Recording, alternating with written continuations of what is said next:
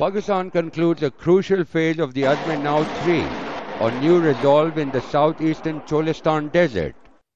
ভারত নিয়ন্ত্রিত জম্মু ও কাশ্মীরের জনপ্রিয় পর্যটন কেন্দ্র পেহেলগামে বন্দুকধারীর হামলায় ২৬ জন নিহত হওয়ার পর ভারত ও পাকিস্তানের মধ্যে উত্তেজনা কার্যত চরমে পৌঁছেছে।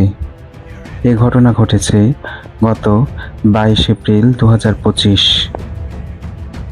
এই উত্তেজনা সামরিক সংঘাতে রূপ নেয়ার আশঙ্কা ক্রমেই বাড়ছে।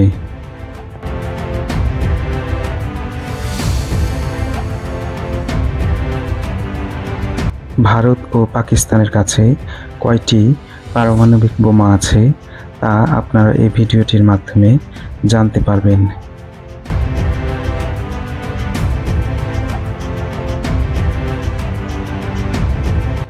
সুইডেনের থিঙ্ক ট্যাঙ্ক SIPRI এর ২০২৪ সালের একটি প্রতিবেদন অনুযায়ী পাকিস্তানের পারমাণবিক বোমা আছে ১৭০টি এবং ভারতের কাছে পারমাণবিক বোমা আছে ১৭২টি।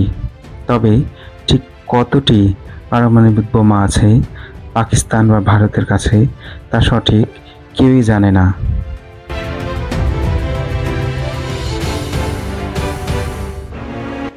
ভারত ও পাকিস্তান প্রতি বছর পারমাণবিক বোমা তৈরি করে চলেছে গোপনে।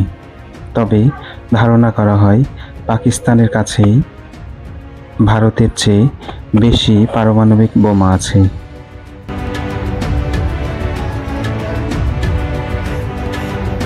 পারমাণবিক অস্ত্র ব্যবহারের ক্ষেত্রে পাকিস্তান ফুল স্পেকট্রাম ডেটারেন্স নীতি অনুসরণের পক্ষপাতী।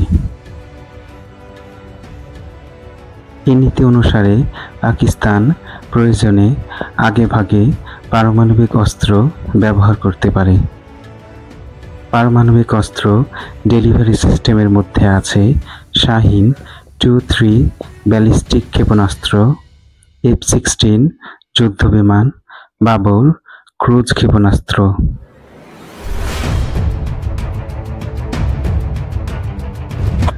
পারমাণবিক অস্ত্র ব্যবহারের ক্ষেত্রে Bharat no first use NFU বা আগে ব্যবহার না করার নীতি পক্ষে। তবে পারমাণবিক হামলার শিকার হলে ব্যাপক আকারে প্রতিশোধমূলক পক্ষে দেশটি।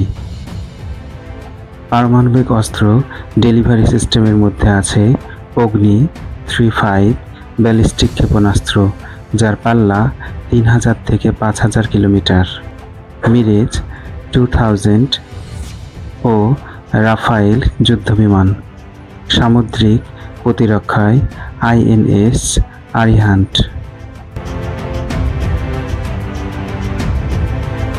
ভারত প্রথমবারের মতো পারমাণবিক অস্ত্রের পরীক্ষা চালায় ১৯৭৪ সালে।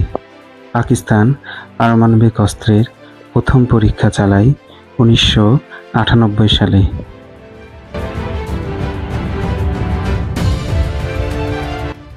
ভারতকে মোকাবিলা করার জন্য পাকিস্তান পারমাণবিক অস্ত্র তৈরি করছে। অন্যদিকে ভারত চীন ও পাকিস্তানকে মোকাবিলা করার জন্য পারমাণবিক অস্ত্র তৈরি করছে।